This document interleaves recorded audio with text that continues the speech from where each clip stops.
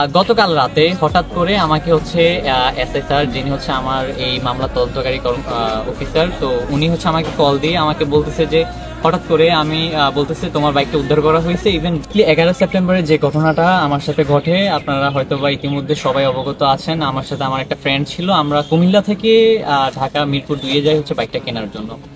বাইকটা কিনে আমি আমার নিজের মতো করে একটা বাইকের বুঝে নিত, মানে নিজের চোখে যা ভাল লাগছে আমি তাই আমার এই বাইকটার মধ্যে ইনস্টল করছি। তো বাইকটা রেডি করতে করতে রাত অ্যারাউন্ড 11টা সাড়ে 11টা বেজে যায়।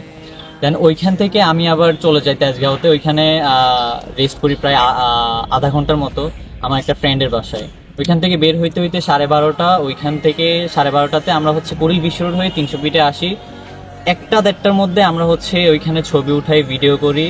তো যেহেতু আমরা 300 ফিটে চলে আসছি, ওই সুবাদে আমার মাথার মধ্যে প্ল্যান ছিল যেহেতু আমরা কুমিল্লাতে ব্যাক করব, আমরা হচ্ছে যে এলাকাটার নাম যেন কি মদনপুর দিয়ে বের হয়ে যাব। তো ওই পরিপ্রেক্ষিতেই হচ্ছে আমরা 300 ফিট থেকে রওনা দিয়ে দেই কুড়িল দিয়ে কাঞ্চন ব্রিজ দিয়ে। কাঞ্চন ব্রিজটা পার হওয়ার 5 থেকে 10 মিনিট পরে হঠাৎ করে দেখি 2টা বাইক, 3জন যুবক, একটা ভার্সন 3 ছিল ব্লু কালারের, ও আমাকে 2 থেকে 3 বার করে চাপ দেয়। তো চাপ দেওয়ার কারণে আমার মনে কেন জানি একটু সন্দেহ মানে জাগে। দেন হচ্ছে আমি যেহেতু ভিডিও করি, আমার হেলমেটের মধ্যে হচ্ছে একটা ক্যামেরা ছিল, তো ক্যামেরাটার সঙ্গে সঙ্গে আমি হচ্ছে ওপেন করি। অ্যান্ড ওই ক্যামেরাতে ধারণ করা ভিডিও আপনারা ইতিমধ্যে সবাই দেখেছেন যে আসলে কি কি ঘটেছিল। তো ওইখানে আমাকে অ্যারাউন্ড 5 থেকে 6টা কোপ দেওয়া হয়। এর মধ্যে আমার হাতের মধ্যে ডাইরেক্ট একটা কোপ লেগে যায়। আর আমার যে ফ্রেন্ড ছিল ফয়সালের মাথার মধ্যে 2টা, হাতের মধ্যে একটা লেগে যায়। ওরা এতটাই হিংস্র ছিল, এতটাই জঘন্য যা বলার বাহিরে।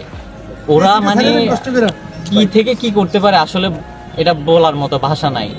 দেন ওইখানে হচ্ছে আমি অনেক চেষ্টা করছি 999-এ হচ্ছে কল দেওয়ার জন্য। একের পরে আমি দৌড়ে ট্রাক ড্রাইভারকে বলি যে আপনার 999-এ কল দেন। আমি আব্বু পর্যন্ত, যে আমি আপনার ছেলের বয়সী, আমি হচ্ছে আপনার ছেলের বয়সী, আপনি আমার আব্বু লাগেন, 999-এ কল দেন, কেউ কল দেয়নি। অ্যারাউন্ড 30 থেকে 40 মিনিট পর একটা ট্রাক ড্রাইভার দাঁড়ায়। এর মধ্যে আমি একটা বাড়িতে ঢুকি। বাড়ি বলতে ওইটা একটা ইন্ডাস্ট্রিয়াল এরিয়া, যেটা মনে হয়েছে 4-5টা হচ্ছে বিল্ডিং ঘর আছে, ওইটাতে হোয়াইট কালারই। দেন ওইটা দেওয়াল টপকে আমি ঢুকে ওনাদেরকে বলি যে ভাই এমনি একটু কল দেন। তো সিকিউরিটি গার্ড যিনি ছিল উনি কল দেয় নাই, বলতেছে মোবাইলে টাকা নাই, এমবি দিয়েও কল দেয় নাই। দেন ওইখান থেকে আমি আবার হচ্ছে বের হই বলতে ওনাদেরই আরেকজন আয়সা আমাকে বলে যে ওকে বের করে দে। যে সিকিউরিটি গার্ড আরেকজন যিনি ছিল ওনাকে বলে যে ওকে বের করে দে। আমাকে গায়ে ধরে রীতিমতো বের করে দিছে ওইখান থেকে।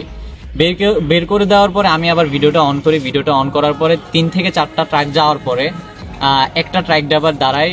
যে হেল্পারটা ছিল উনি হচ্ছে সেম আমার বয়সী। উনি আমাকে ওনার মালিককে বলে, যে ট্রাক ড্রাইভার ছিল, ওনাকে বলে যে ভাই ওনাকে হেল্প করেন।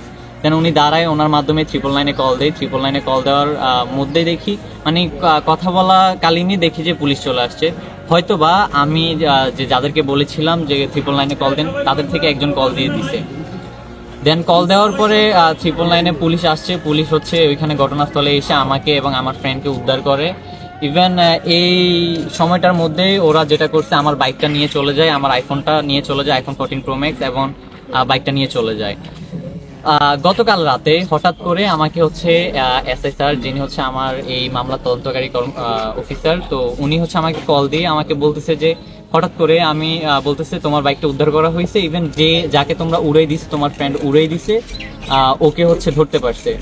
তো ওইটা শোনার পরে আসলে আমি স্পিচলেস হয়ে পড়ি। আমি 3 থেকে 4 মিনিট আমি মানে কথা বলতে পারি নাই। যে আল্লাহর প্রতি লাখো কোটি শুকরিয়া। ইভেন মানে আল্লাহ যে ওনার উপর সহায় হয়েছে যে উনি বাইকটা ধরতে পারছে। বাংলাদেশ পুলিশের কাছে আসলে আমি চিরজীবন কৃতজ্ঞ থেকে যাব। আমি আসলে ভাবতে পারি নাই যে এত দ্রুত আমার বাইকটা উদ্ধার করতে পারবে। ইভেন যত সাংবাদিক ভাইরা আছে সবাইকে আমি ধন্যবাদ জানাই যে তারা আমার এই ভিডিওটা ভাইরাল হওয়ার পর থেকে তারা এভাবে লেগেছিল যে মানে ততক্ষণ পর্যন্ত না, যতক্ষণ পর্যন্ত আমার বাইকটা উদ্ধার হয়। সবাইকে ধন্যবাদ জানাই। আর বাংলাদেশের প্রত্যেকটা মানুষকে আমি ধন্যবাদ জানাইতে চাই, কেননা ওনারা এতটা পরিমাণে দোয়া করছে আমার। ওই যে বলে না, ময় মুরব্বির দোয়া থাকলে আসলে কোনো কিছুই থেমে থাকে না। তো ওনারা দোয়া করছে দিদে হয়তো আমার বাইকটা ফিরে পাইছি। আর বাইকের বাইরা যারা আছে সবাইকে ধন্যবাদ। মানে যেই ঘটনাটা ঘটেছে আসলে সবকিছু মিলিয়ে আসলে আমার উপর দিয়ে কি গেছে এটা আমি জানি, আমার আল্লাহ জানে, আর কেউই জানে না।